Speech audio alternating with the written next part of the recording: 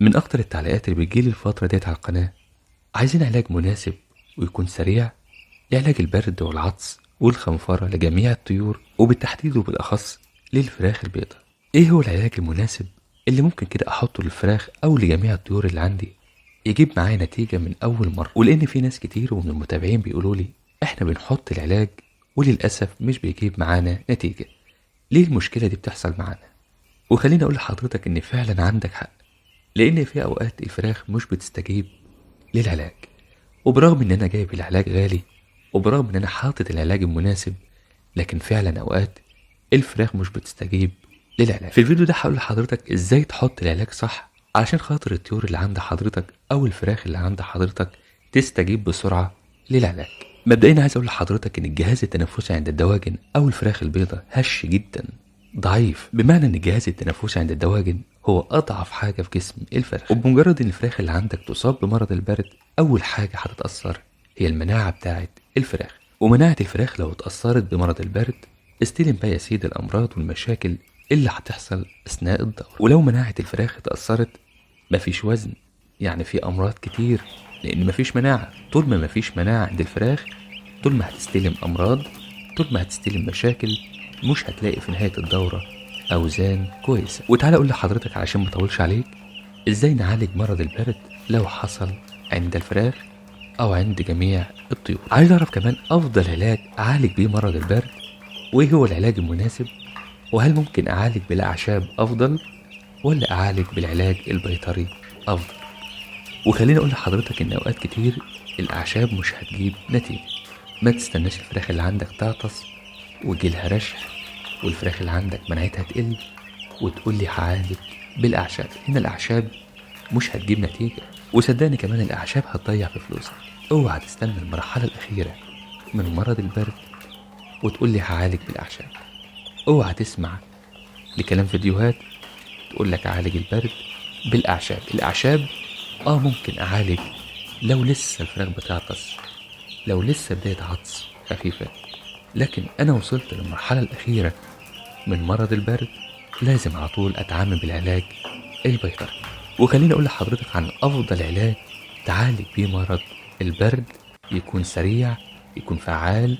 من اول ما بحط العلاج بلاقي عندي الفراخ ما شاء الله بتتعالج، بلاقي عندي تحسن، بلاقي عندي المرض الحمد لله بيروح. وخليني اقول لك كمان ليه بنحط العلاج ومش بيجيب معانا نتيجة. بص يا سيدي، مبدئيا الناس لما بتيجي تحط العلاج بتسيب الفرشة متسخة، بمعنى حضرتك ان مرض البرد ده من الامراض الفيروسية. ما ينفعش وانا بحط العلاج اسيب الفرشة المتسخة القديمة، اسيب العلافات ما اكونش عقمتها كويس، السقايات ما اكونش عقمتها كويس. الحاجات ديت لو لسه موجودة وما عقمتش وما شلتش الفرشة القديمة وحطيت العلاج، العلاج مش هيجيب نتيجة. والمفروض حضرتك علشان العلاج يجيب معاك نتيجة، أول حاجة تعملها تغير الفرشة، لأن الفرشة دي كلها أمراض. لو أنا بحط العلاج برضو المرض لسه موجود في الفرشة، لو أنا سبت الفرشة الفراخ هتتعدي تاني وهيفضل المرض موجود. والمفروض حضرتك قبل ما أحط علاج أشيل الفرشة نهائي، أعقم الفرشة، أحط جير مطفي، أحط فرشة نظيفة. والحاجة التانية كمان ومهمة جدا إنك تغسل السقايات باليود. اليود هو أفضل حاجة تعقم بالسقايات.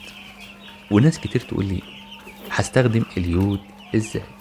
حط 2 سنتي على كل لتر مية واغسل بيهم السقايات. 2 سنتي من اليود على كل لتر مية واغسل بيهم السقايات. الحاجة التالتة كمان المهمة، اوعى تكتم المكان. تكتيم المكان ده هو أصعب حاجة للفراخ. والمفروض حضرتك إنك تستخدم الشفاط عشان خاطر تجدد الهواء والأكسجين داخل المكان. الشفاط هو المسؤول عن تجديد الهواء والأكسجين داخل المكان. الحاجة الرابعة والمهمة كمان، الفراخ البيضاء لما تصاب بمرض البرد درجة حرارتها بتقل، بمعنى إن الفراخ بتصاب بتحس إنها بتبقى بردانة وسقعانة. لازم في الحالة بقى ديت أرفع درجات الحرارة. يعني لو درجات الحرارة في المكان 20، خليها 23 24 درجة.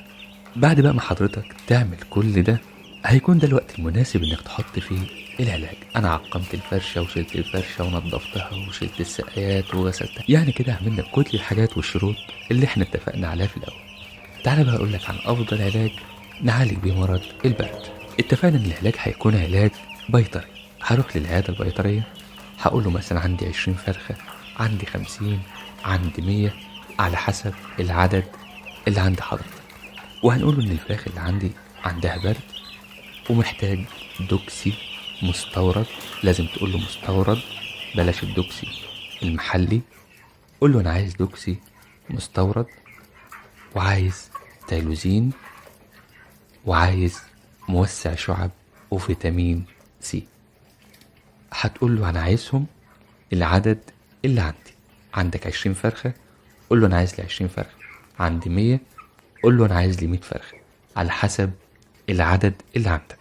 وبعد ما حضرتك تاخد العلاج، هنحط جرام واحد من الدوكسي زائد جرام واحد من التيلوزين على كل لتر مية لمدة 12 ساعة.